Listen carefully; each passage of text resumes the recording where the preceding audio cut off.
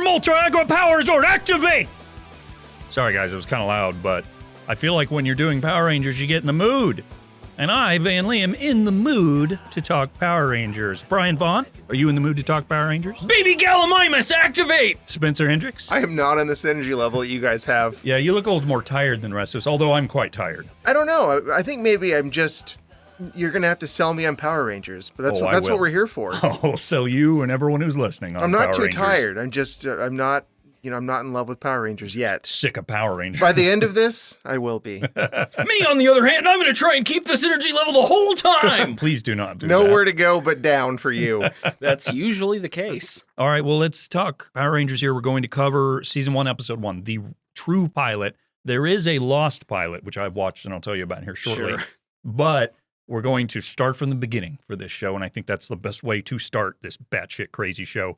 We talked about it when we announced the show. Brian, what's your experience with Power Rangers? Nothing really, other than seeing some clips, kind of knowing what I thought it was, and knowing it was really popular, resisting it. I knew the chorus of the theme song. That's good. Spencer? Yeah, me and my other cool elementary school friends always like to make fun of people who like Power Rangers. What were you guys into, Spencer, more I don't or remember, less? Was but- it you and BJ McNeely, probably? Yeah, he was there. I had a whole posse, and we all thought that anyone who watched Power Rangers was a nerd. Okay.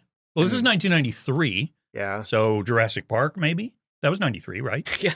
So Are you dinosaurs. fucking kidding me? Yes, that was the summer of 1993. I was definitely into dinosaurs. I liked Power Rangers. I probably watched maybe the first 2 seasons-ish. I didn't realize there were 60-something episodes a season, so I probably didn't catch all of them. But also, as you'll learn, this show is so cheaply made. A lot of the episodes were combined. I'll get a little more into that later. So essentially, if you've seen one episode, you might have technically seen 3 because they use a lot of the same footage for other ones. Yeah, it's a real mashup of a show. I tell you what, I feel very free today. Why? Well, normally I do a lot of research and preparation in advance of the show. I like to sort of know things about a show's place in TV history, about the people who put the blood, sweat, and tears into making it, what it became, or what it didn't become, Well, I didn't do that at all. You told me, Van, you told us, Spencer and I, not to really look too deeply into this, that you would weave a tale for us. So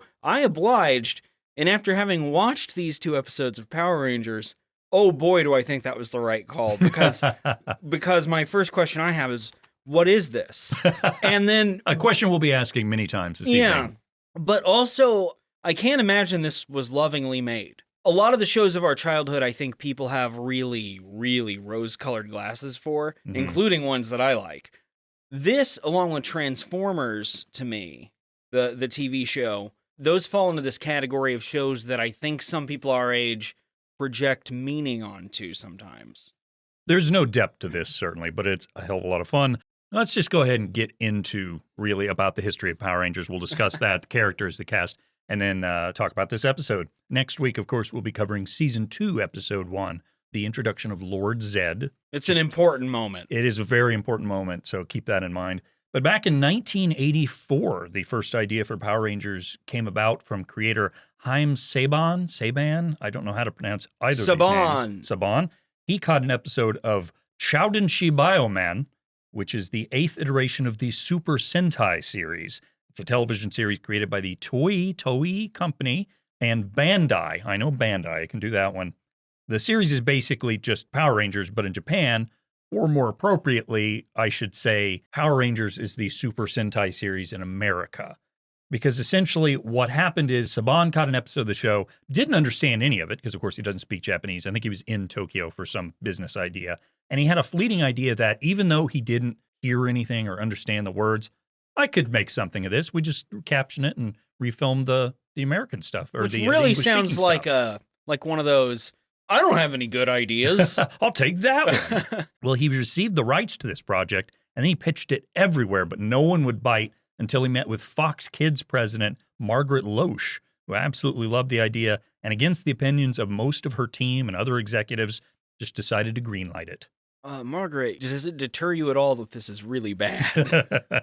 Well, basically, the way the show works is the editors take footage of the current season of the Japanese Super Sentai shows, and they remove all the civilian scenes and dialogue, film new versions of those scenes with English-speaking actors, and splice it all together. Now, in the early seasons, this was painfully obvious. Although as a kid, for some reason, I didn't understand this because like all the Japanese film scenes are grainy and the resolution's horrible, and the civilian English scenes are grainy and slightly less horrible. But it's painfully noticeable. I didn't watch the show as a kid, as we've talked about, but I did not know that either. I just assumed it was like an homage to old kung fu or something. I didn't know what it was, but I thought it was still like filmed on the same set or something. Right. Well, and particularly with a lot of the villain scenes where the villains aren't necessarily as masked as the Power Rangers, some of them, and you can see their mouths, particularly Rita Repulsa.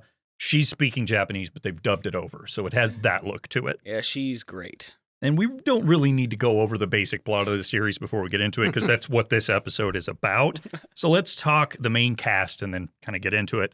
First off, Austin St. John plays these jock-like Jason and Red Ranger, and he hasn't really done much in his career outside of this, but has appeared in an awful lot of Power Rangers series.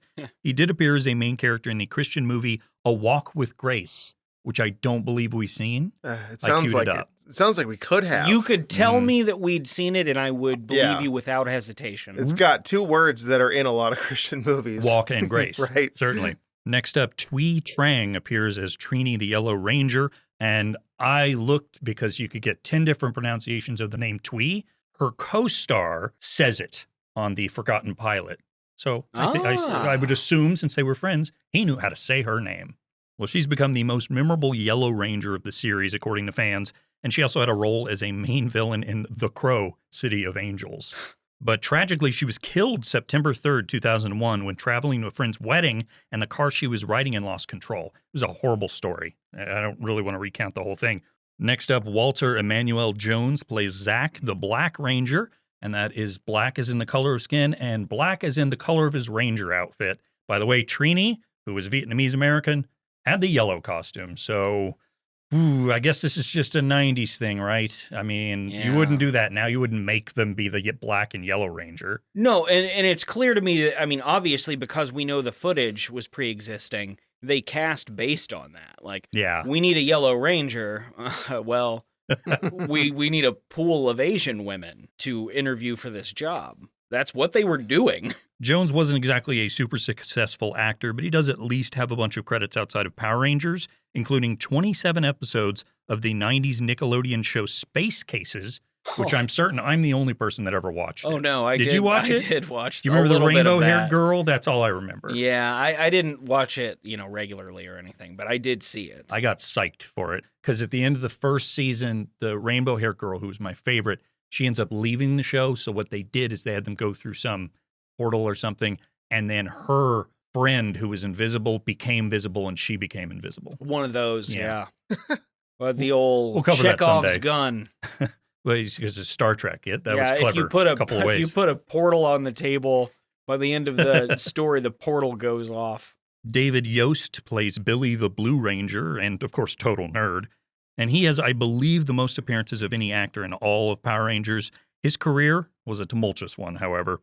He left abruptly in the middle of the 4th season of the show, Power Rangers Neo, and the assumption was he did it because of a pay dispute.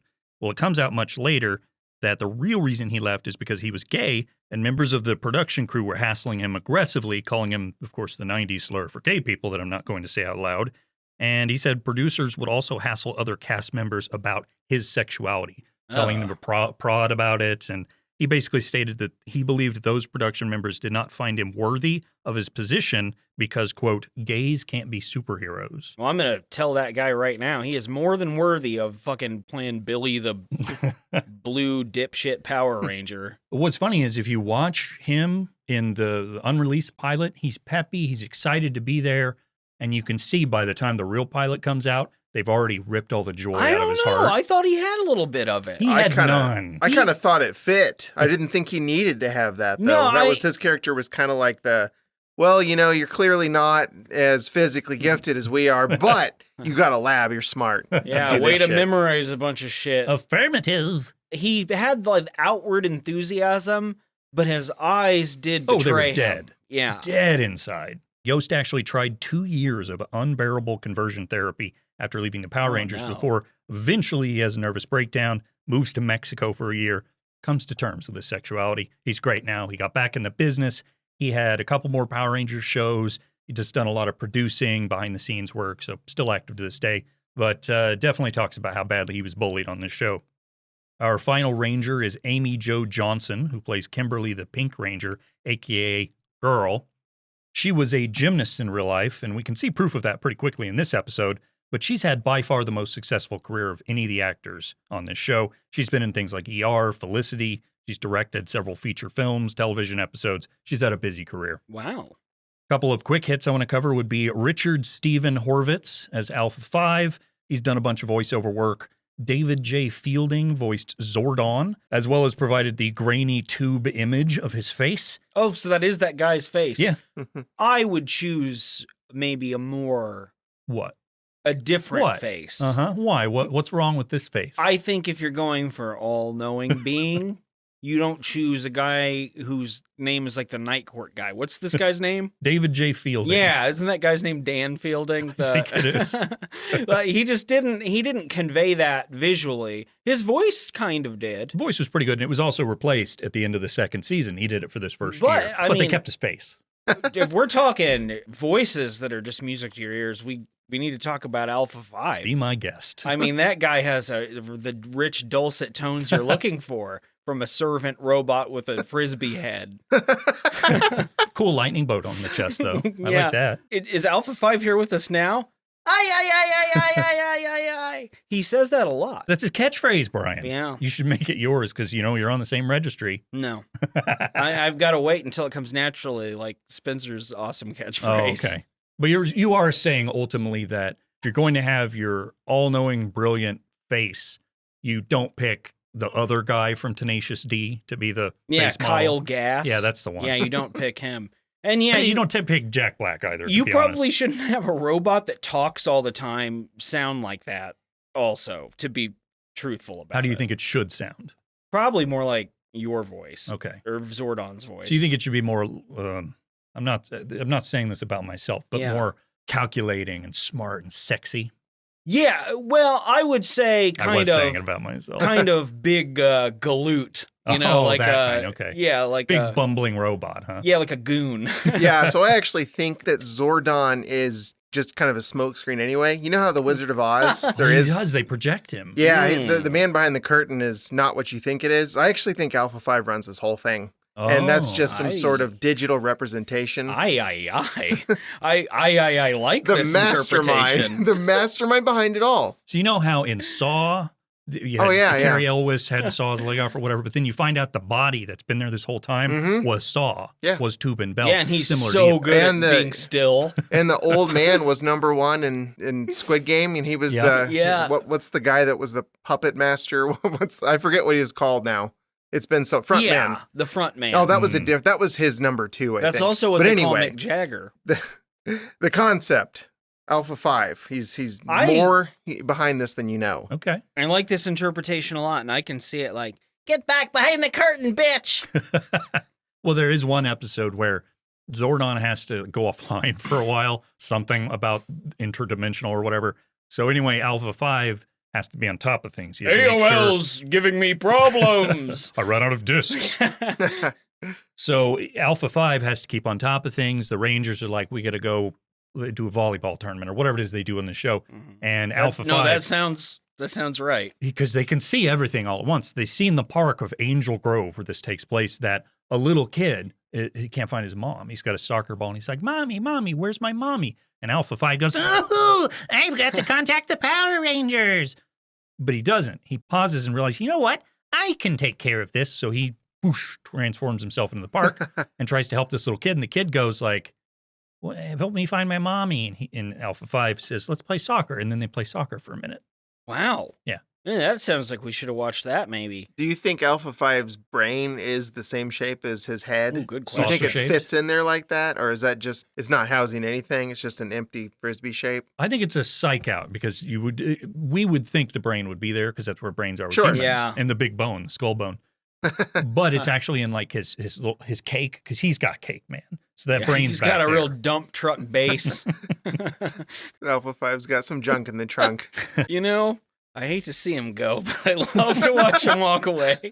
We have two more main actors worth mentioning before we get into this episode. And the first up, Paul Schreier. Now, Paul Schreier provides the comedy on the show as Bulk, one half of Bulk and Skull.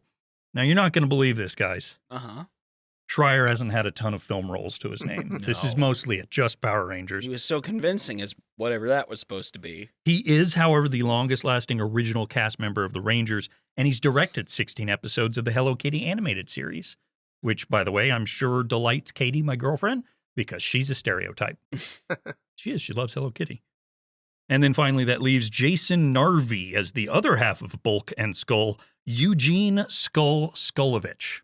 Now, you guys really won't believe this one, but this is actually Professor Jason Narvey. He has a PhD in theater studies from the University of California, Santa Barbara. It leaps off the screen. And currently, he's the assistant professor of acting, directing, and musical theater at East Stroudsburg University in Pennsylvania. Stroudsburg, really? Okay. He's had a few roles in kids' shows. He's done some voiceover work, but mostly it was the performance of Skull that he's done in his career. Has done a lot of theater work, though, Shakespeare stuff. I bet you in his classroom there's like a framed matte portrait of Skull. Of him as Skull. Yeah, with the character name being what it is, I was really just kind of imagining if he's going to be an expert in a field, that it would be phrenology. Oh. It would fit perfectly. You know, they really fucked up by making Bulk exactly what his name Bulk, is. Yeah. And by making Skull not named like Dirt Weasel or something. Well, I guess he's skinny, so his skull's popping out. You call him Skeleton, maybe. No, that doesn't really... Doesn't really roll off the tongue. No. Bones. What a great nickname. Hey, it's Skeleton. It's really funny to me the more I think about it. I wish they'd called Skeletor Skeleton. One of my favorite voices. Hey, He-Man. Skeleton. And I wish they'd called He-Man He-Man. Is Angel Grove real? No, it's not real. It's a fake place. And for example, in the next episode, we're going to hear about a fake river, which has a fucking piranha in it in California. I have the name of that river if you need it later. Lampoon, I think, something like that. It'll be We'll come up next episode. It's really important to probably what I would say is the central plot of the 1990s. Oh, it really speaks to the decade. All right, so again, I mentioned there was an original pilot. What we're watching, what we're covering was not the original pilot. I have some differences and some details I want to explain that happened in the original that were not in this version. It all takes place in a bowling alley, which is very important for us because we've all spent time working at bowling alleys. So much of it. Bulk actually gets thrown down a lane himself, and he gets a strike with his enormous body. He would. And at the bowling alley, they're watching Samurai Pizza Cats in the background, which was a 90s, 80s anime cartoon show that I watched. I like the name. It's a cool name. Yeah. We also get a lot more Rita Repulsa chaos as she flies around Tokyo on her bicycle, hurling fireballs at buildings. And I'm sad we didn't see that this time. Yeah, that is a woman who tackles life with gusto. I would not say no to more Rita Repulsa. I wouldn't either. Sure. I think the actor who plays her is oddly charismatic for what this is, which is weird, chopped up, grainy footage. Mm-hmm. She commands the screen when she's yelling at her. I really like array of dog-faced companions. I typically don't like listening to someone screech over and over again, but I didn't mind with her. It was enjoyable. One you can enjoyable. handle. Yeah, it's a good screech. Well, I don't have the actress's name in front of me. She was only in this season and a little bit of the next season. She was a Japanese woman, of course, on the Super Sentai series, and she was like 65 years old when this was being filmed. Wow. I didn't know that. She prances around like a much younger person. They actually replace her in later seasons with a different actress. Well, they had to because Zed kills her. Yes, correct. In real life, from what I understand. The real life Zed, Lord Zed, kills the real life Rita Repulsa. I didn't think that would finish her off in the episode we watched. I figured that she'd come back from that. It's later he shoots her. He shot her there. No, just like the handgun. Oh, not with a staff that shoots fireballs. He was really cowardly. She was walking away from him after a good zinger. Where do you think he keeps that handgun? Not on his body. There's no room in that suit. I imagine the spear can also be a gun. Okay. You know, like it's a snake, a spear. Right, yeah. It seemed like it's multi-purpose. This is all next episode. If Zed's got a gun, though, I'm going to tell you right now what shape it's in. But yeah, little spoiler for next episode. All right, so that basically covers the difference between the two. The only other thing that I found of note was that Zach, the Black Power Ranger, and this is still a focus in this skeptical episode. Ranger. He was a dancer, or is a dancer. You can they tell. highlighted that a lot more in the original pilot, where when he would get into fights, he was just always dancing, and it was like jazzy music. There's more of it in this week's episode than the one we'll be covering next week. Right. He's got a real silky smooth karate style.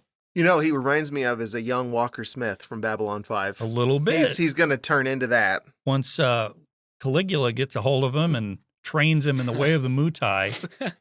Then he could have a tie with Gior, which that's how you know it was staged, but whatever. The very first episode of Mighty Morphin Power Rangers begins with a pretty sweet intro sequence that, Brian, I am begging and asking you to hold your tongue on.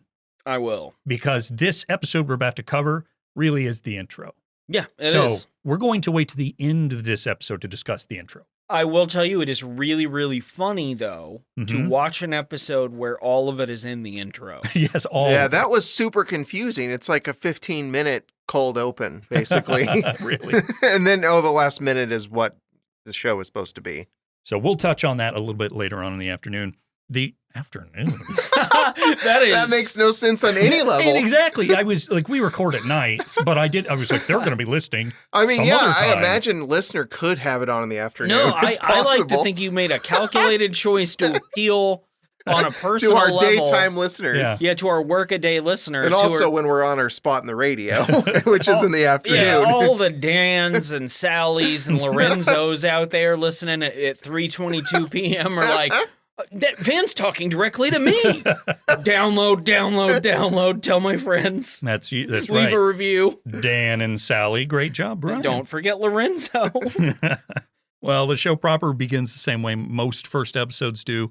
A couple of astronauts are flying to the moon. You know, it was in every show you've seen. Mary Tyler Moore did it. It's been done before. Yeah, Walton's too. We see the Third show in a row. We see the two spacemen wandering out into the expanse when they catch sight of something mysterious and glowing. One of them says, "Hey, look at that thing. Wonder what it is." The other one goes, "Oh, it looks like a big space dumpster, you fucking idiot. Of course it's a space dumpster. Let's open it up and root through it."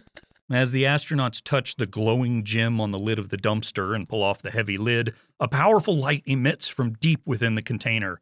Just then, a lightning bolt flashes, and in the background, we find 4 monsters, I guess. Some of them are scary.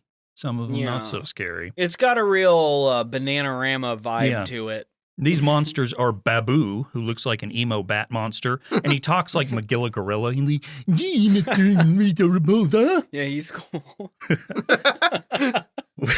I actually like most of her crew. They're pretty to be honest. They're pretty good. The blue one, whoever that was. Squat? Yeah, I don't know. I love the blue one. Who fucking Gardettos or whatever? Babu. The dog-faced man, or the lion-faced man. I thought Goldar. he looked kind of like an Goldar. orc. Yeah. I think if that's the one I'm thinking of. There's a lot of debate about that. I'll get to it in a sec. So Goldar, is he her right-hand man? Pretty much, Yeah. He Okay. looks like he's got quite a bit of power. Yeah. Not as much as her. but- Right. And, well, of course, we see him, I don't know if in this version of the pilot with wings, but those get taken away at some point. He was a bad boy. They come back later on. Squat's also there, and Squat's a very chubby but bright-faced blue goblin monster. I love him. Yeah, he's pretty cool too. There's Finster, who I read was a, quote, a leprechaun henchman and a wise old scientist / wizard. He's there. And then, of course, you mentioned Goldar. He's some sort of, I wrote wolf ape in golden armor. I love him. I'm not sure. He's this jacked guy with like a dog's face.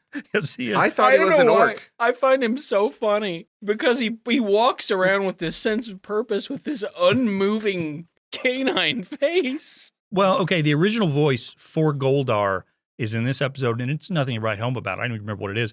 We find his permanent voice next episode, which I've been doing the whole time we've been watching Power Rangers because it's so much fun. Yes, my queen, I'll save you. And it's amazing. It's so pretty good. great. I'd like to get Goldar to sing for my my death metal band. Would you like to ask what it's called? Yes. What's it called? It's just called Zord. These monsters giggle and dance with glee as they realize they are free from their dumpster prison, and Squat walks over to it to awaken the true big bad of the episode. and he yells in the dumpster for Rita to wake up because, hey, we're all free. Just then, the two-pronged hat of evil sorceress Rita Repulsa raises into our view as the witch herself yawns loudly. Squat finally says something about morning breath and needing to get her a mint. Finster says it's good to finally be free, and Babu decides to help his evil boss out of the dumpster. But 10,000 years being trapped in a space dumpster has made Rita quite cranky. So upon being free, she fires a blast of magic out of her staff, causing it to explode. Yeah, well, Rita has many qualities, but patience, I don't believe, is one. This, of course, causes her minions to shout with glee, but frightens the two astronauts who are by now trying to run away from what they probably assumed was just your standard trip to the moon. How often do you go to the moon and find a space dumpster full of a witch? This Not was, often. you know that Neil Armstrong movie they made a couple years ago? Yeah, this is the highlight of No, it? this wasn't in there. What? They took it out? They took it out. But I have to assume that's Neil Armstrong and Buzz Aldrin. Squat's there, too. Yeah, and Squat, the third man on the moon. I'm sorry. I said man. Goblin? Yeah, I don't know. Anthropomorphized tree stump. Rita then, of course, reveals what her master plan is. Don't leave! You'll miss my coming out party! That's when I destroy the nearest planet! Okay. I think I get it. I get what she means. I'm fascinated with her gumption. She's been trapped for 10,000 years, immediately gets out and is like, time to blow up a planet. I would think first physical therapy. Stretch a bit, yeah. Yeah, and then maybe after a couple months, you start formulating a plan. You get your trusted inner circle together. Goldar, after you feed him his fucking kibble. You get Babu in there. Yeah. So the voice actor, like we just heard, that's a 65-year-old lady reading that line? The voice actor is not the English. I was going to say, come on. No, the physical actress is an older lady. Have you guys met my grandma? Here's what she likes to say. I will conquer the earth! Well, I do think... Oh, Grandma. There are a lot of elderly people attempting that. As she cackles, the camera pans over to the nearest planet, which happens to be, of course, Earth. The screen fades out on an unsettling note. But just as it faded away, it immediately fades into the sound of Angel Grove, California's hottest radio station. And our DJ friend tells us, it's a stupendous day in Angel Grove. And you know what? I'm going to give a shout out to the local youth center, which also happens to be a juice bar and gym. Weird combination. Yeah, there's a lot of weird combination describes this whole setting. The DJ also says, hey, keep those fruit shakes flowing, Ernie. And Ernie is the owner of this cafe, and he was in like 140 episodes. Wow. Yeah. So this is like the max for them. Yeah, pretty much. The youth center / gym / bar. Yeah, the Angel Grove Gym and Juice Bar Youth Center. Rolls off the tongue, like the max. While the voice says all of this, we're given several eyeballs full of the youth center / gym / juice bar, where a whole bunch of teenagers, and I do that in heavy air quotes, are doing the things that teenagers do. Lifting weights, gymnastics on a balance beam, a bunch of karate kicks at one another, and of course, they're wearing some of the most 90s clothes I've ever seen. And I lived in the 90s. That's how 90s this is. Very neon. Square-headed nerd Billy arrives wearing his karate outfit, and he gives a hearty, hey, fellas! And he's greeted by Jason and Zach, and the nerd reveals he's hopefully ready to go for his very first karate lesson. Yeah, he basically walks in and says, hi, friends, how are you? I'm unsure of how I'll perform. Yeah, within a minute, he's like, I don't think this is for me. I'm just going to sit in the car. You're more like us, though. At least he tried. Whereas we'd be like, I'm not, Yeah, I'd do karate. He did those poses. Jason's not very good at cheering him up either. No. He's kind of like, well, what were you trying to accomplish by coming here? Let me tell you a story, and then nothing happens. Meanwhile, Kimberly has done some flips and jumps off the balance beam and meets up with Trini, who is busy doing some sort of martial arts thing, and everything seems to be going great for this group of kids. This group of Power Rangers. But then the mother of all blink blonk bloop music fires into our ears, and our eyes are blessed with the visage of the show's comic relief, Bulk and Skull. Let's just sit here and listen to this for a minute. Because you're going to be hearing an awful lot of this as we cover the Power Rangers. You know what this does? Shh, we're listening, Brian. This really reaffirms my instrumentation theory on larger characters being introduced to a scene. Okay. That they have to have just bumbly, like with Clarence chubby from the music. Waltons Yeah. and probably 8 times before that on what? shows we've covered. I can't believe I didn't realize that, but that is the same music from that Waltons episode when Clarence shows up. And the scene unfolds the same way as all the Clarence scenes. Yeah, of course. Clarence tries to demand a date with the girls. I assume all week we've all wanted to talk about Bulk and Skull. That's all I can think about. Take a crack at it. Describe Bulk for me. Big. What about Skull? Small. Okay. That's all I got. No, we can put adjectives together. Spencer, Bulk. I don't think you could have named him any more aptly. It's Bulk. You know how most actors, when they're not working, they got to make sure they keep their figure. They got to Right. stay. So he maintained that? You're right. Does he have to, is he like, shit, I can't get like too in shape or I'm not going to be able to play Bulk anymore? I mean, he remains that size for a while. I was wondering if they would develop him. You know, I'd like to see an arc where he becomes a Power Ranger. He gets really fit and that he goes that route. Well, if I got something for you, I don't know what season it is, but there's like a 16-episode arc where he comes back and that happens. Wow. He's the Red Ranger. he gets red even. That's the one for Jason. That's the leader. It's always the leader. Is the I red can't one. believe Bulk Jason becomes the leader then? Wow. A bit. Okay. Jason killed all those fucking kids and they made him a Power Ranger. With his machete. Yeah. He uses it in this episode. I'm going to do that every time we have a character named Jason, I guess. Do you have any other thoughts on describing Bulk and Skull? Nope. Well, for Bulk, I would say, horse. For Skull, I'd say Wily. Big horse and small Wily. That's what we've got for them. I think that covers it. It kind of does. Yeah, no, they're obnoxious. They're the worst part of this show. And we get to kind of get an idea of how they flirt also. Do you want to open with your comic relief? That's a good point, because I feel like we don't even know the main characters. We don't have any tension yet. I mean, I guess you could say that was tension when they dropped in from the space dumpster or whatever. I felt pretty fucking tense. I don't think it was tense. It was that was kind of already comedic, and now we're going like double dose of comedy. I don't know. I would have waited and let Bulk and Skull appear later in this episode. Well, let's get Haim Saban or whatever on the line. Get him on the phone. Spencer, to double down on your point, would you go with comic relief so early when it wasn't funny? It's impossible really to expect any kind of timeline with this, considering what we talked about and how this is all setting up what is essentially the start of the show. Intro, yes. Right. Yeah. So I guess there's no way you can expect any of it to go to formula. Well, Bulk, having noticed Trini and Kimberly, asks the girls if they gave any thought to their double date idea, and Skull chimes in by giggling and reiterating the question, which he often does. Trini says, sorry, we're not interested, and Skull, being a gentleman, understands no means no, and he begins to walk away, chewing gum with his mouth open. But Bulk is not a gentleman, and he grabs Skull, shaking his head and saying to the girls, what's the matter, we ain't good enough for you? And then he went on to 4chan. The girls tell the two to leave us alone, and the guy still persists, saying, yeah, make me. As they say this, Zach has arrived, and he gives the two chuckleheads a glare, but Kimberly tells him to back off.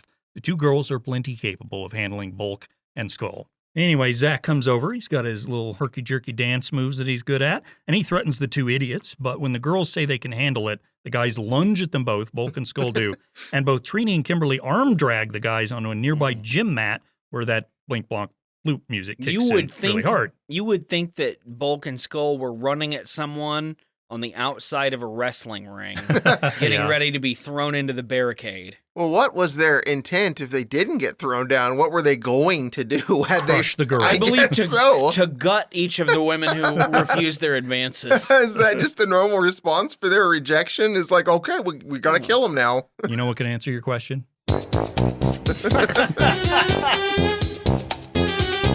After that beatdown, we find ourselves back on the moon, where Rita Repulsa has apparently built an entire castle. Was it just there and we didn't know it? I guess this is a good time to mention. So up top, I said I didn't really know what was going on in this show. You do now, though. Because I didn't do the research. I did not so much as look up what people were saying. So I might refer to things as all sorts of incorrect terms now and then later know what it's called. Fair enough. Rita Repulsa is standing out on her balcony looking at the two girls beat up Bulk and Skull through a telescope, like a really good one, too. And she yells for Finster to start building something called putty patrollers. Okay, so first off, I was very dead set on her having said potty patrollers. I thought pudgies was what I heard. Okay. Like little fat things. Pudgy patrollers, sure. They're not really that fat now that I No, think about they're it. not. No, they're something else. They're just a handful of Japanese people in skin-tight costumes. Finster agrees to all of this, and Goldar tells his queen that he'll lead them down to conquer Earth in her name. Her response to this is to let out a shriek of approval, and I mean it. This is a real shriek of approval. I love it. Yeah, that Wonderful. made me laugh out loud when I saw it. all of her screams. I would listen to those to fall asleep at night. Yeah, I like them that too. Soothing. Yeah, they're that pleasant. Before we head back to the juice bar / gym / Walmart, let's go ahead and take a quick break and morph our way out of here.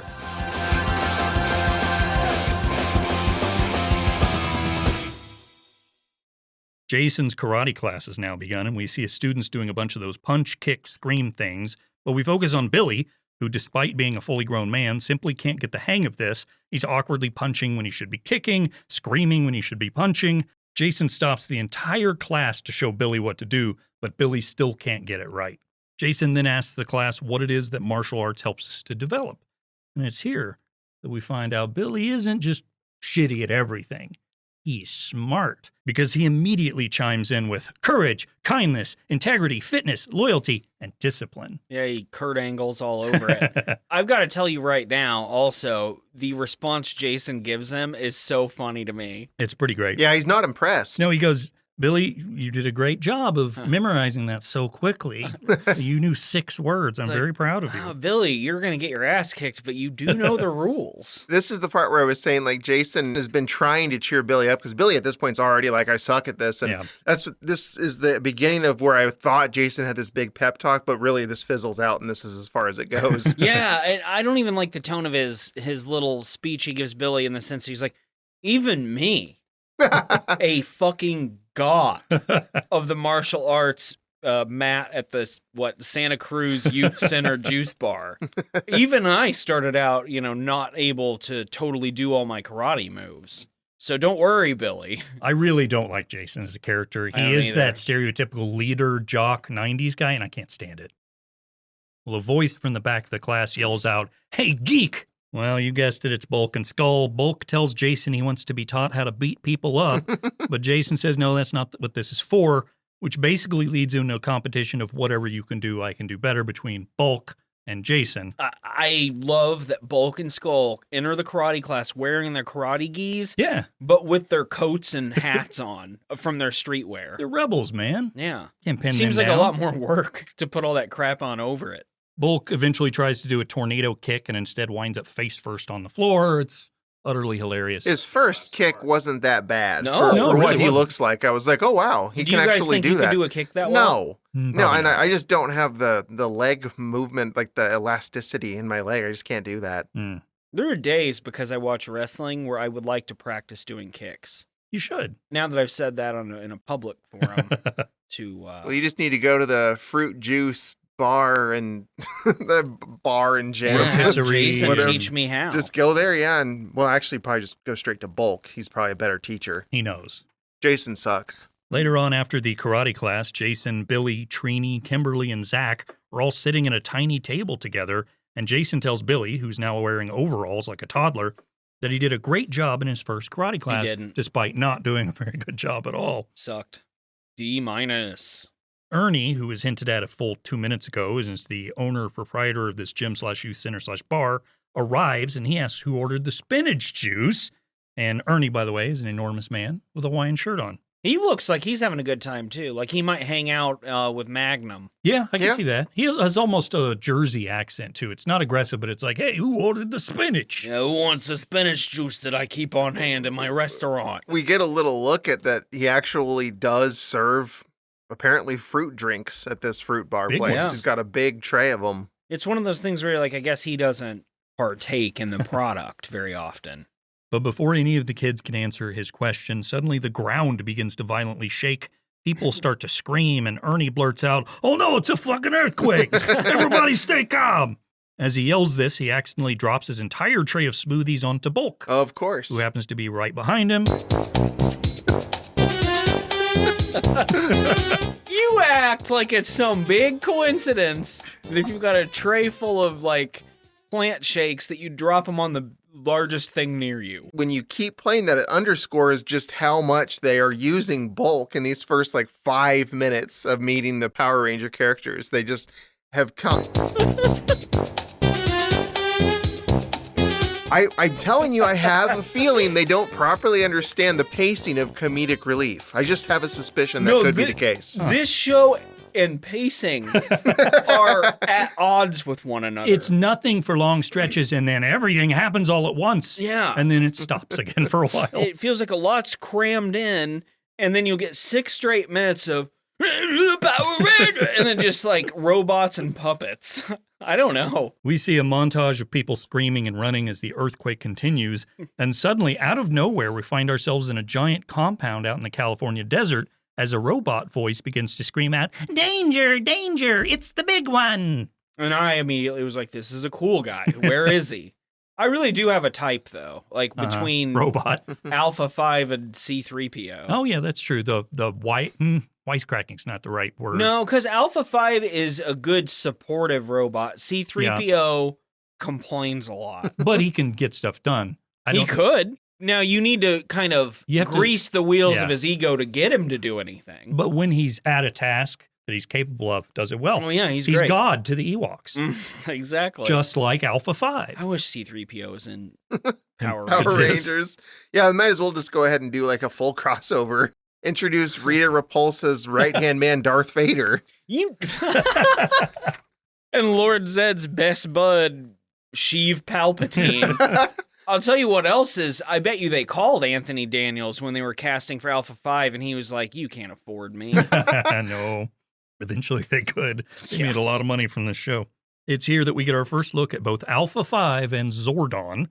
Alpha 5 is clutching a teddy bear that has a robot head just like his own, which is a great touch. It's like Eddie in the Munsters when he had the Wolfman doll. Yeah, it is a lot like that. And like similar built characters. Anyway, the little robot is freaking out and screaming about it being a big one. When Zordon tells him to calm his shit down, somehow Zordon knows that it's Rita who has escaped and is attacking the planet. He just says it. So it is. If there is some sort of weather occurrence, Zordon knows exactly what it means. Also, I have him as Zardon a lot in this part of my notes. It happens. Yeah. I kept, again, thinking it was Zardoz, which is that Sean Connery movie. Yeah. No, what if Sean Connery is involved in this, though? He's Zordon. Can they get him for Zordon? That's right. Put on your Zord costume. Zordon, take me to my Aston Martin. It seems there's a field full of putties I must mow down. Alpha, who's concerned, asks what it is they should do about all this, but Zordon has had 10,000 years to think of a plan for when this situation arises. And that plan? It's to teleport to his command center 5 overbearing and over-emotional humans. Alpha 5 knows exactly what Zordon is asking and stomps up and down saying, "No, not teenagers, anything but that." Look, the jokes are not good in this show. They're really bad. But that one, I went, because and teenage. Yeah, it's not bad. Fine. It's fine. It's a lot better than the joke that leads to a cacophonous eruption at the end of the episode. But of course, Alpha 5, knowing that this is Zordon, the head in the tube, who's in charge and not himself, a robot with a lightning bolt on his chest, unless, as Spencer said, he's feigning that and he really is the leader. We don't know. And he thought of the most badass image he could present to the world in his stead. So he acquiesces and pushes the Transport 5 overbearing and over-emotional humans button on the control board in front of him. At the juice bar, our 5 friends suddenly realize something is happening, and just as Kimberly lets out, "This is too weird," a guitar kicks into fucking gear, and these 5 teenagers are transformed into colored blobs and hurled frighteningly fast through the California desert. And for those wondering, yes, the colored blobs are their corresponding Power Ranger colors. Pink, yellow, black, red, and blue. Mm-hmm. There's green and white later, but we'll talk about that then. I guess. The 5 find themselves crashing to the floor of the command center. And Kimberly, whose trait is just girl, says, "This place isn't exactly the mall now, is it?" But Billy the nerd is captivated by this room. It's full of control panels and lights and a bunch of Tesla coils. Yeah, the crew talk about what happened, but just as Billy reaches out to push a button, Alpha 5 stumbles his way into the room screaming not to touch anything. Do you think Alpha 5 thought he was looking in a mirror when he saw Billy? The robot, of course, trips and falls to the floor, which is when we get a taste of Alpha 5 vision. We see as he sees, which is just normal vision, but bad. Is and really I what think it this is. Was on the part of Saban Enterprises, an attempt to show us kind of the divide between AI and human. And this is those typical Brian Vaughn overthinks, right? Perhaps projecting the idea of human thought into a Frisbee won't always lead to Crystal 2020 clear. eyesight. Yeah, exactly. Okay. Deep. Kind of a metaphor. Deep. Not literal eyesight, but it's presented as literal eyesight. That's the worst one of these stretches I've ever done. I don't think you believe that, not No. even for a second. No, I I couldn't. enjoyed I it. couldn't even make it work. Billy, of course, sees Alpha 5 and says, "Whoa, a fully sentient multifunctional automaton." Talks like people do. Did you guys know that Billy's a nerd? The overalls, they might have given it away. I was shocked to see another pair of overalls so soon. I honestly thought I could wear them again, but I didn't. You think you'll ever wear those again? I will. Katie, I see, for romantic occasions. Yeah, exactly. Valentine's night, that sort of thing. Oh, honey, pull the flap down. No, seriously, when she sees me in those things, she giggles. So it's like if she's having a bad day, I will put those things on, make her giggle, and then be uncomfortable for a while. Well, see, that's a nice thing. Usually when you're discussing your relationship on the podcast, you're like, my girlfriend Katie watches King of Queens all the time. This dumb bitch has seen every episode of Bones. I think we should actually give her a title. It's like, a role in the show since she comes up so much. I think she should be called like quality control. We could do producer even. That's Sure. fine, yeah. Since there's that one time that misstep where you left a small chunk of the Waltons episode at a slower speed, Yeah. and she caught it. Yeah. That's why I was thinking quality control, but That's producer's good. fine. True. That's fine. I can go with producer. Yeah, no, explain that briefly because I don't think we've ever talked about it. When we did the Waltons, It's pretty funny. there were some weird time things, and the episode was so long. I typically don't edit at a faster speed than we speak. I'll edit at 1x speed, but this was so long. I thought I'm gonna do it 1.5, whatever.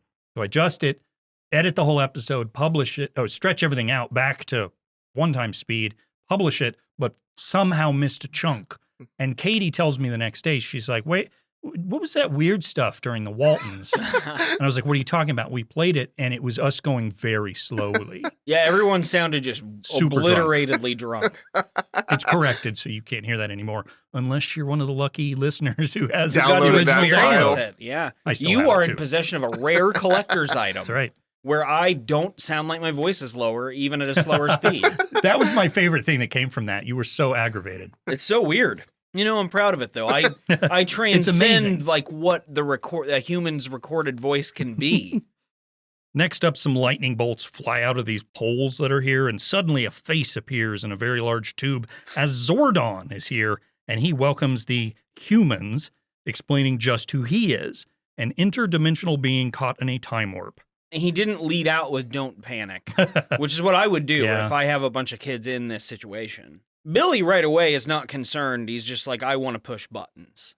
Kimberly, being the girl she is, says, "Excuse me, but like somebody come back to Earth and pick me up because I am totally confused." It's bad dialogue, and it's partially her fault too. She did a bad job of reading the bad dialogue. She should suffer. Yeah, I don't like her. I don't like that she had a career outside of Power Rangers. When you said she did that, I was like, oh wow, because she didn't do a good job at all. Zordon continues and explains that the world is in terrible danger, and you 5 teens were brought here to save us all from certain doom. Zack scoffs at this, and Zordon calls him a non-believer, and he then says, "All salvation shall come from the Book of Mormon." I was gonna say Oh, no. Yeah, it's such cult speak it right out does of the sound gate. so zealous. Non-believer. Do you not see my image projected on this pillar? I am real. What he actually says is, "Look behind you into the viewing globe, where all will be revealed." Oh. When the 5 turn around and see the giant glowy orb, they bear witness to Rita Repulsa. She's giggling and riding her bike around destroying things, while Goldar flies behind her waving a sword around. He's on his walk. She hasn't leashed. He is one of those, I forget what they're called, gentle leaders, where you wrap it around the muzzle so it'll pull their head so they don't pull you along, because you're supposed to walk your dog, not let your dog walk you. Goldar. We also get a look at what a putty patroller is, or what was it, potty? Yeah, that's what I thought. Okay. But I did by now, I think, pick up that it was Putty Patroller. And then I had this dawning realization, like, oh, it's Putty Patroller. Then double back, wait, what's that? Oh, yeah, hold on, that's not a thing. Yeah. Well, we see exactly what it is, which is evidently, like I said earlier, a Japanese person in a tight bodysuit. Yeah, they're not intimidating at all. Zordon explains that Rita is bent on conquering Earth, and you 5 are the planet's only hope. He says each of them will be given access to extraordinary powers drawn from ancient creatures that they call dinosaurs. As Kimberly questions, "Dinosaurs?" Like she's never heard of a dinosaur before? This seems specifically designed to appeal to American children. Well, several belt buckles begin zapping onto the pants and overalls of our heroes. The big head explains that these are their power morphers, and when in danger, they should raise their morphers to the sky and call out the name of the dinosaur they control. This will then cause them to morph into a powerful fighting force known as the Power Rangers. After hearing all of this, said by a giant head in a tube, Kimberly gets stuck on the word morph and says, what does that mean? So Billy excitedly says, metamorphosis. I'm so glad you included that. That's my least favorite part of this whole thing, of watching the Power Rangers, was that little segment maybe of the morph. I'm only 30. Well, Trini translates Billy's nerd speak for us by saying, that means to change. I guess you guys haven't read any Kafka. Go, Power Rangers! He's turning into a bug. Zordon adds that as the Power Rangers, they will be able to command a fleet of mighty fighting machines called Zords. Everybody's just nodding, taking notes. And he then goes on to reveal the 2 traits of each character and how that applies to a specific dinosaur. Jason, who is bold and powerful, you shall command the Tyrannosaurus dinosaur. Of course. And as he says this, we witness Jason shift into the red Power Ranger, and the screen wipes into an image of a red T-Rex robot. Zach is up next, and the young black man then shifts into, of course, a black Power Ranger costume, as Zordon says he is clever and brave, therefore he gets the Mastodon dinosaur. Yeah, he can play riffs in different time signatures. And then he says something about white faces coming closer with every step. Yeah, it was weird for that to be mentioned kind of incongruously. Kimberly, who is graceful and smart, you shall command the pterodactyl dinosaur. And then, of course, she's transformed into the Pink Ranger, being a girl. Kimberly, you can be Sarah from Land Before Time. Billy, the fucking nerd, guess what he is? He's patient and he's wise.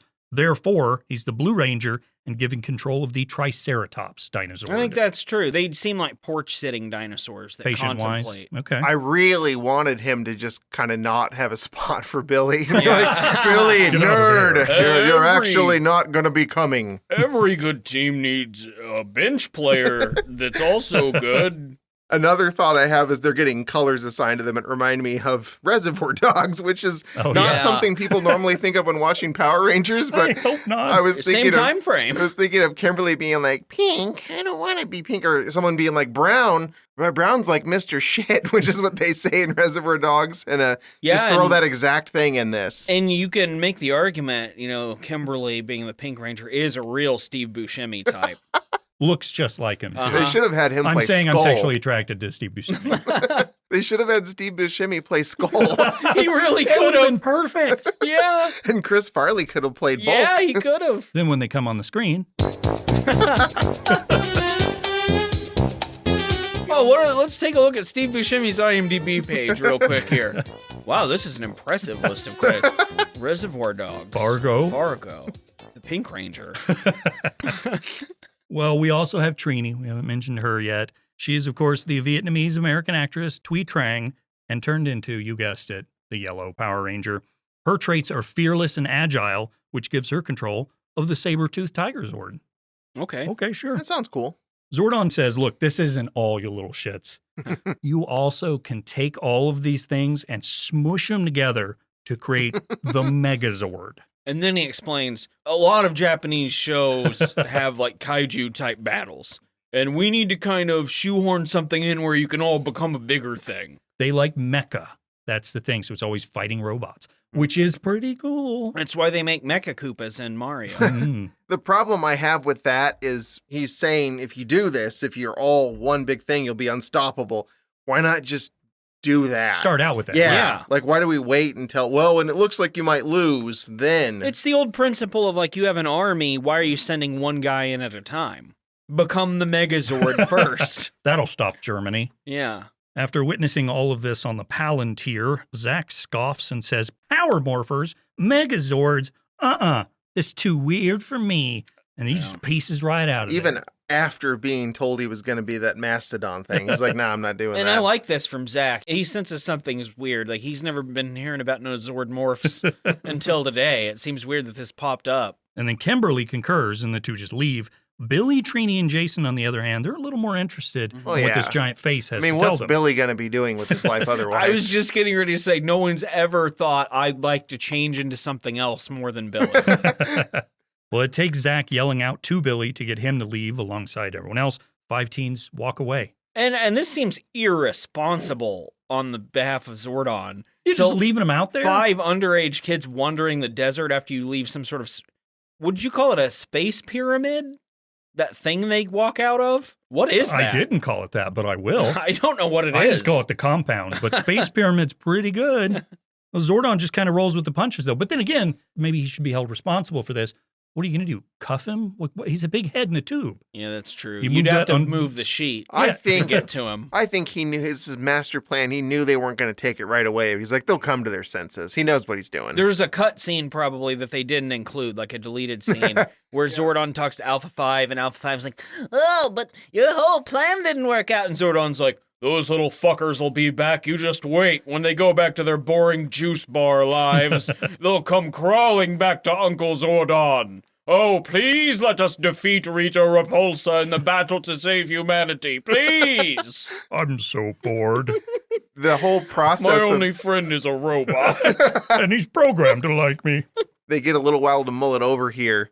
I wish. In the desert. I wish that it could have been like, they could have gone the Squid Game route. Let's do a whole episode where they decided not to take the offer. Oh, yeah. And then come back and do it. And you really get to know the ins and outs of each character's let's do that. psyche. Like, and make it an hour-long episode. Yeah. Eat ramen in the rain. Instead of, 2 minutes later, which is what actually happens here. Because this would make a lot more sense if you found out that Billy's dad is in prison from trying to kill him.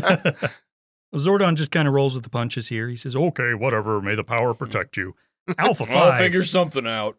Ooh, Alpha 5 thinks this was a disaster. He blurts out a trademark aye and puts his hands on his hips like he's a sassy bitch. I liked that. But meanwhile, on the moon, Rita is busy being a voyeur, and she's watching the teens leave Zordon's control compound. Everyone can watch each other in this show. Yeah, it's real easy. There's CCTV everywhere. So she screams out, Zordon, I'm surprised, teenagers! She then yells out to Finster to finish those putty patrollers he's been working on, and the frightening monster version of a Keebler elf. He does just that. He agrees. I cannot drink and water think about Finster when we say anything in this about this show. Well, Finster kind of explains the whole process here with the putty patrollers. Yes, your evil badness. I'm molding the last ones now. Those putties will make space dust out of those kids. And the beauty is, if they don't, we can always make more. Now into the Monster-matic they go. 10 seconds should do it. I'd love to get these mitts on a Monster-matic. Yeah, I mean, first off, the Monster-matic is pretty cool. Also, in my notes right here is where I have, it's putty. So this is where I figured it out. Yeah. Well, and second off, this is just fucking great, right? We're making fighters out of clay. And everybody's working together. There's a real sense of team. Would you guys be one of the voice actors reading those lines 100%. For free? Like, would you, if you were in a show like that, would you just do it? Yeah. Well, there's the... I think I'd want my SAG card or whatever. There's the McGilla Gorilla voice, which is Baboon. Look what we got going on here. And then there's Squat, who we just heard him, but he's just kind of like this. And then Finster's He's kind of a country softer. bear type. I'm just imagining the people who took those roles. They're serious actors who put a lot of work in their craft and nailed it. They got a role. But they're people who actually go about their adult lives and then they go in and record lines like this. And they have to, like audition. I can imagine someone pacing their hotel room in LA, like, because they flew out to do the thing and be like, what does Finster believe? How can I get in the head of Finster? Yeah. I wish I could be in the room next to somebody practicing for that audition. So you just hear someone in the next room reading those lines. Where do you want me to put the clay to create the potty patroller, Rita? Oh, God damn it, I need to do that again. At the end of this, Rita cackles and tells her putties to go get those teenagers. Let's take a quick break, and when we get back, we'll find out exactly what can happen to 5 teenagers left out in the desert.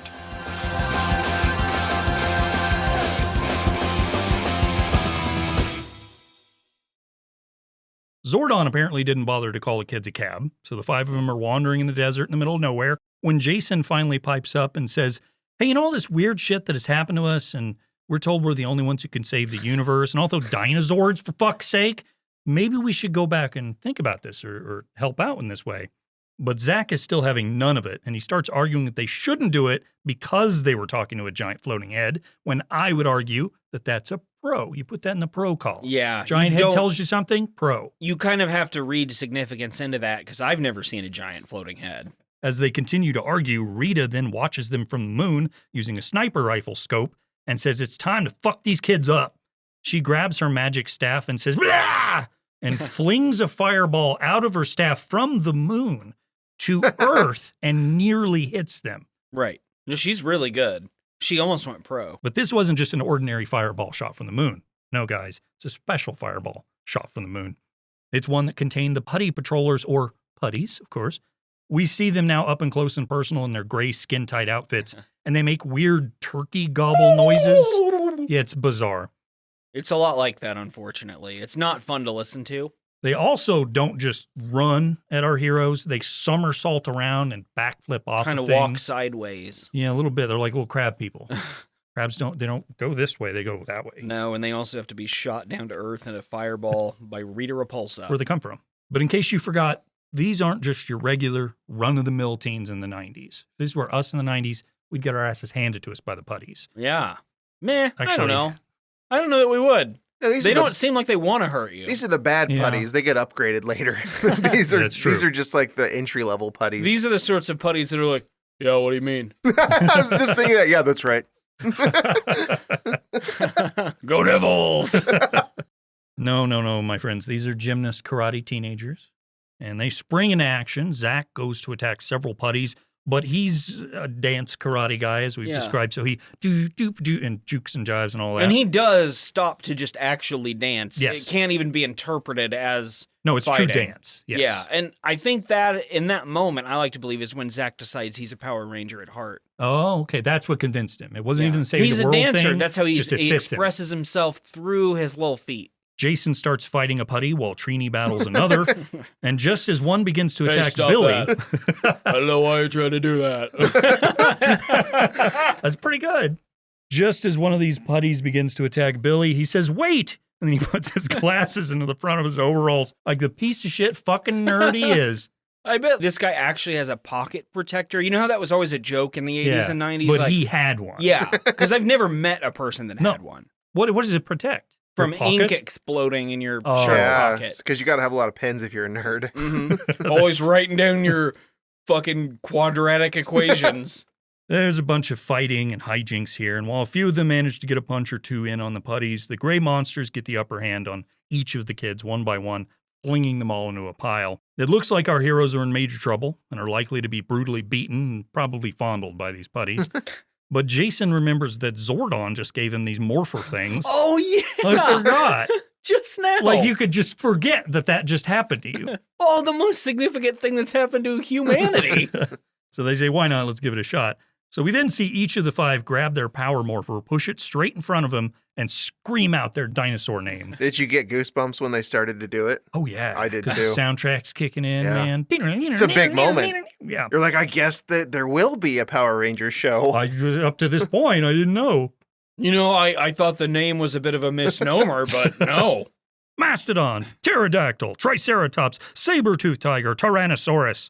As they scream the words, each one is morphed. That means metamorphosis, by the way. Into their Power Ranger Change. counterpart. To change, yes. Thank you for clarifying. And so they've got their full helmets across their heads. Sure, they get a little smaller and a lot more Japanese, but it's okay. Yeah. That's what happens when you morph. Witnessing all of this from the control center, Alpha gets psyched the fuck up. He's pumping his fists and saying, "They did it! They completed the metamorphosis!" Zordon, of course, says, "Good. Anyway, teleport them to Angel Grove City where Rita just sent down Goldar, which I guess means that those putties outside are just trying to hang out for a while." Should we do anything about those, Goldar? Or wait, Zoldar? Yeah. The five Rangers then whoosh through the sky, and Billy says loudly, "We're teleporting again." They turn into color No blobs. shit, Billy. Shut up. They eventually reach the rooftops of Angel Grove, and of course, along the way, lost some resolution. Not a big deal. It Yeah. happens. I also wasn't aware that Angel Grove was one of America's rare lost metropolises. Lots of huge buildings Yeah. everywhere. Goldar leaps down alongside several putties, and the good guys and bad guys begin battling one another with kicks, punches, chops, cartwheels, footage reversals, all the normal stuff. And this is all enraged Rita Repulsa, who back on the moon is yelling at Finster because his shitty putties are being beaten by children. The camera gets right up almost inside of Squat's nose as the monster offers up a suggestion. How about making Goldar big with your wand? Love that line read. And also that's his suggestion. Like the whole time that's been available to him. You have a magic wand. Why don't you just make him big? He's already a man with a dog's head. Rita gets pretty mad at this and says, I have to do everything myself. But she walks over to her moon balcony, says a little spell, stating, Magic wand, make my Goldar grow! And as she says this, she fucking Roger Clemens her staff to fucking Earth from the moon. And it splats, it hits right where Goldar and the Rangers are fighting, and suddenly the wand shoots out some lightning bolts onto the ground. Suddenly Goldar is hundreds of feet tall and stomping through the streets of Tokyo, Angel Grove.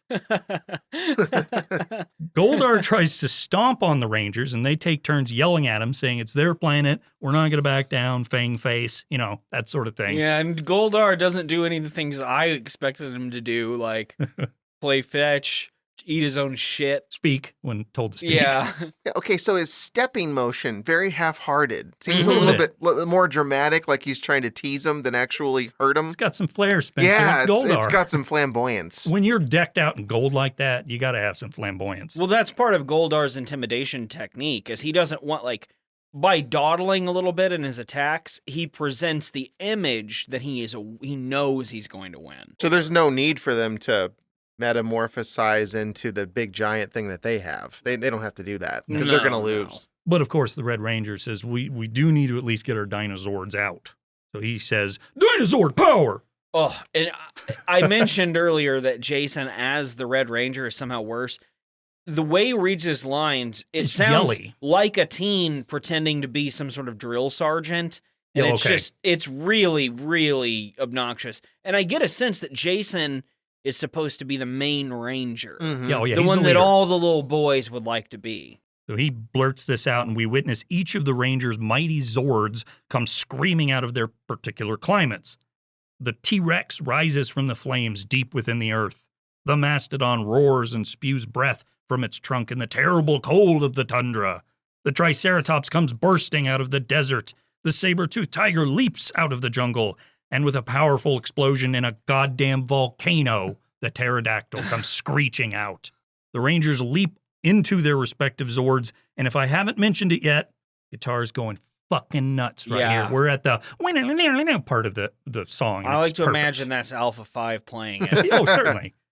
Someone's done fan art of him rocking out. Oh, yeah. And I approve. And doing probably other stuff. The Red Ranger commands, Megazord power, activate! And the various robots begin to bend and twist and merge into one another before basically becoming a giant rolling dinosaur tank. Goldar yells that their pathetic tricks cannot stop him, and he fires a fireball out of his sword at the combined Zords.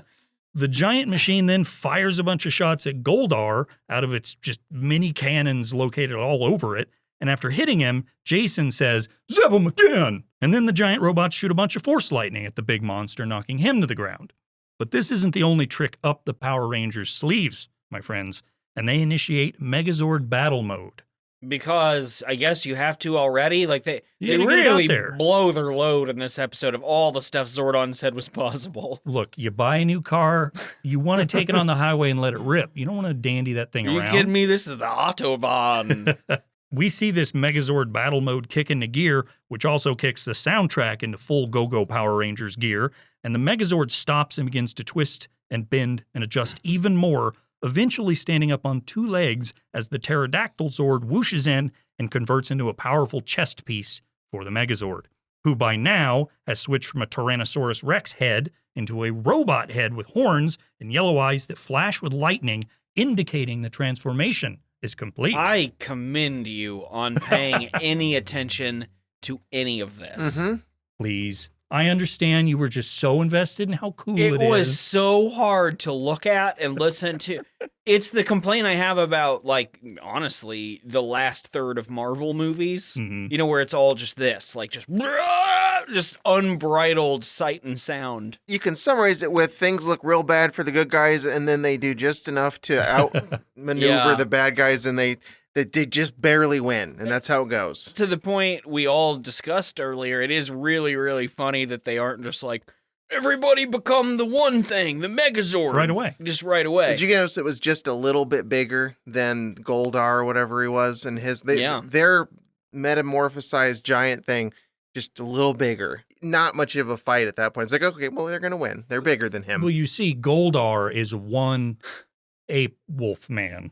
Right. They are 5 dinosaur robots. So, of course, they're going to be bigger. Teens. And that adds a little bit. A little bit more, like 4'9" to 11 more or something. Yeah, they probably should have just picked adults to be Power Rangers. I don't know why they need teenagers. I think that they should have also had there be, to represent the growing pains of youth. They should stretch marks on the dinosaurs. They should mess up sometimes when they morph. Oh, okay. Like, oh shit, we turned into a fire hydrant, and now Goldar's going to try to pee on us. That's kind of like how Steven Universe handles the merging of the gems, how they can fuck it up sometimes. Yes. This show is a lot like Steven Universe. If it was like very badly done. It is also just like Bible Man. Somehow it's better than that. I hold all the power this episode. I could have used a bulk appearance in the middle of all that. Yeah, they should have spread them out instead of just mushing them all in the beginning. We got all the bulk at the beginning and no bulk at the end. The bulk at the beginning. If you need something as big as Ultra Zordon, just get Bulk out there. When Bulk becomes a Power Ranger, does he trim down? I don't think so. I don't think you'd want him to. I think you want something different. You need a center. But what if they did? He becomes the Power Ranger and he's just a little Japanese guy. I was going to say, I mean, how would they have used the footage if, I don't know, it doesn't make sense. They had 2 guys in one Power Ranger suit, and that was Bulk in Japan. Immediately after the transformation, Goldar lunges at the giant machine with his sword, but the mighty Megazord is no pushover, and it takes a swipe directly to his face, seemingly unfazed. This then turns into a Godzilla movie, basically, where 2 Japanese men in weird costumes begin to punch and fight one another on a soundstage designed with like little trees and little buildings everywhere. Each time one connects with the other, a huge explosion occurs with sparks flying everywhere. I mean, it's cool. It's just flat out cool. They've got fire coming out of their fight. After landing a solid blow to Goldar, who wasn't even remotely bothered by it, Billy deduces that they need to do something different to finish off this wolf ape man monster. But before they can do anything, Goldar drop kicks the shit out of the Megazord, nearly knocking it to the ground. Finally, the Rangers get the help that they need as they look skyward, only to witness what would have to amount to a 250-foot sword flying out of the sky. This has to be terrifying to witness if you're just a person. This is like 3 buildings worth of sword. Yeah. Also, doesn't someone call for it or something? I'm sure they do. Something like the mighty thunder sword. And this was another occasion where I was like, oh, you can do that. One of them yells, "Power sword!" as they pull it from the ground, and lightning bolts flash across the blade. The Megazord readies the weapon, but Goldar realizes shit has hit the fan, and he nopes right the fuck out of there. He says basically, "This isn't over, I'll be back." I like that about Goldar, that he realizes he's beaten, and rather than take unnecessary damage, he goes back. He knows he'd rather live to fight another day. He knows when to fold them. And the Power Rangers have done it. Crisis averted. It's chaos on the moon, however. As Rita realizes that they've been beaten, she screams angrily about having been beaten back, and Babu bonks Squat over the head and says, "This is all your fault, you should have helped." I agree. I also think there should have been a scene where Rita rubs Goldar's face in it. No. Drop it. Goldar! Get Goldar's humping blanket. Surely at least one person out there did get a dog and name it Goldar. Oh, surely. That's got to have happened. Of course, Goldar then apologizes, and Rita screams at him and says she has a headache. All of this that I just described on the moon happens in 3 seconds. It is bang, bang, bang, bang, and it is overload. Our heroes then are back at Zordon's command center, and they're excitedly chatting about their victory when Zordon congratulates them on the battle, but tells them there are 3 basic rules of being a Power Ranger. Follow them to a T, or else you will lose your Power Rangerdom.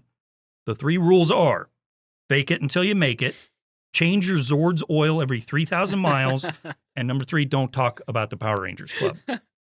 No, the actual 3 rules are never use your power for personal gain, never escalate a battle unless forced, and third, keep your identity secret. No one can know that they're Power Rangers. Disagree. You should tell everyone. I would. Like Iron Man does. It's the most relatable thing in any of those superhero movies. Yeah, that's like the best part of them. It's just that he has that press conference that says, now you can play that Black Sabbath song. This one? I am Iron Man! Zach, however, steps forward and says, wait a minute. I'm not sure we're all up to this. I mean, we might have gotten lucky. But Zordon says luck had nothing to do with it, my friends. In fact, you 5 have formed as fine a group of superheroes as there has ever been. Which, putting the cart before the horse there, I think. Zordon continues and says, look, you guys need each other, and the world needs you. This is all it takes to convince Jason, who jumps right on board with the plan. Zach eventually also decides to go along with it. I love to follow orders. There's Trini, Billy. They're all on board. But Kimberly, no. Kimberly has a little bit of a statement to make. I don't know, you guys. I mean, the outfits are cool and everything, but my hair gets all tangled up inside the helmets. I don't think I can do it. Oh, no. Kimberly, no! Not! Gotcha! Circuit overload, circuit overload! You guys are just kidding! Oh, humor. What a concept. Thank you for including that in Oh, its man. entirety. I'd forgotten the not jokes were a thing. Like, you can just say whatever. Not. That has got to be the low point in humor. The fucking most hilarious joke anyone has ever heard. You know what that was big in? No. Was Wayne's World. Was that it? was, yeah, it was like a main joke of that, actually. Huh. I think that was Mike Myers' big catchphrase in that. No way. We would love to do that. Not. And he would go on to have so many more catchphrases like, A little bit of a fat bastard, don't you? Yes. and what are you doing there, donkey? It's the best Brian Vaughn yet. Mike Myers has hmm permeated every corner of pop culture He is a successful man. in some of the strangest ways. Are you I setting don't- up your own not joke right now? Is that what that's going to end Well, in? I would just like to say that I don't personally enjoy, I don't think, anything that Mike Myers has done really, or not very much. But by God, that man is probably just incredibly famous when you think about it. He was on Saturday Night Live. He was Shrek. He was Austin Powers. He was Austin Powers. And Dr. Evil. He was in Wayne's World. And Wayne's World 2. And Wayne's World 2. Yeah, he had a bit part in Inglourious Bastards. He does a Scottish accent kind of poorly, but everyone thinks it's funny. I did that just a minute ago. Yeah, you nailed it. Well, that was a good Scottish accent. Oh, that's right. I forgot. Far better. My favorite part of this whole exchange, not this Mike Myers business, but the That's Zardoz not your and the favorite? Alpha 5, Okay. is that when Kimberly's doing her joke and she's like, I don't know if I'll do it with my hair or whatever, Alpha 5 goes, Kimberly, no! And it's so heartfelt. Like they've known each other their whole lives. I wish one of them, like Jason, probably would have been the right one to be like, yeah, your hair does look like shit. Man, but seriously, Alpha 5 almost dies because of that joke so funny. They fix him, though. Yeah, he's It's fine okay. now. They all laugh at the hilarious joke, and then they all put their fists in the center of a circle, like they're Walker Smith, Garibaldi, and Caliban. I had his name written down, I forgot. And they yell, Power Rangers, leaping into the air as the screen freezes. The soundtrack goes, dun, dun, dun, dun, dun, dun. Episode's over. Masterpiece. Now that we've covered the episode, it's time to circle back, particularly Brian, but Spencer may have a lot to say, because we need to talk about the intro to Power Rangers, the intro sequence. It basically follows the plot of this episode, but sums it up quite nicely. It begins with that chugging soundtrack. Rita pops out of the dumpster, and she says, like, guess it's time to take over Earth. So then we go to Zordon, and he's not going to have any of it, so he tube heads his way into forcing Alpha to recruit a team of teenagers with attitude. Alpha doesn't even hesitate, pushes the button. Boom, they transfer over. And then it's just an eyeball blast of lightning bolts, swords. The actors, Bulk and Skull, are eating cotton candy. Brian, where does this rank on your list of intro sequences? It does something unique in that, yeah, you watch that minute and you don't need to watch this episode. But it's pretty nuts in terms of just sheer volume of stuff going on. Mm-hmm. So it's definitely in the upper half. It lacked a certain... I wish that there weren't so many clips in it, because Okay. when they put the graphics up for the headshots of all the kids and stuff, It is so painfully 90s, and I Mhm. love that. I love that shit. I love looking at it and just reveling in it. Spencer, take 25, 30 minutes to talk about the intro. What did you think of it? That's going to do it for this first edition of Power Rangers. No, it's not. No? Real quick, I'd like to say that, because we were talking intro Mm-hmm. right before the outro of our own show, up until I think watching this, I thought that the theme song, the intro song, said Pow Pow Power Rangers, not Go Go Power Rangers. Pow Pow Power Wheels. Do you think that influenced that a little bit? It had to have. It must have. Yeah. That's pretty funny. When did you recognize that? Instantly when you started watching? Yeah. Yeah. I was. You didn't go for a while. I thought it was Pow Pow this whole time. Because you're sitting there, and when they're transforming, and instinct kicks in, and you're just like, Pow Pow Power Yeah, Rangers. like all shows, I'd like to kind of sing to get myself amped up for what the characters are going to do. Get really I into think it. that's normal adult behavior. We have a couple of things to mention. First off, we're doing a bonus show about Power Rangers. The three of us, after we finish recording episode 2, are going to go into my living room and watch the 2017 Power Rangers movie created by Disney. Starring Goldar. Goldar he features in it. I know that. Good. Anything outside of that, I don't know. And we're going to release a bonus show on our Patreon. Patreon.com/Bootu Inc. It's free for anyone that wants to listen. Go check it out. And if you like, leave a little money there. We're going to do that. And then next week, we'll be coming back with Season 2, Episode 1, The Mutiny, Part 1.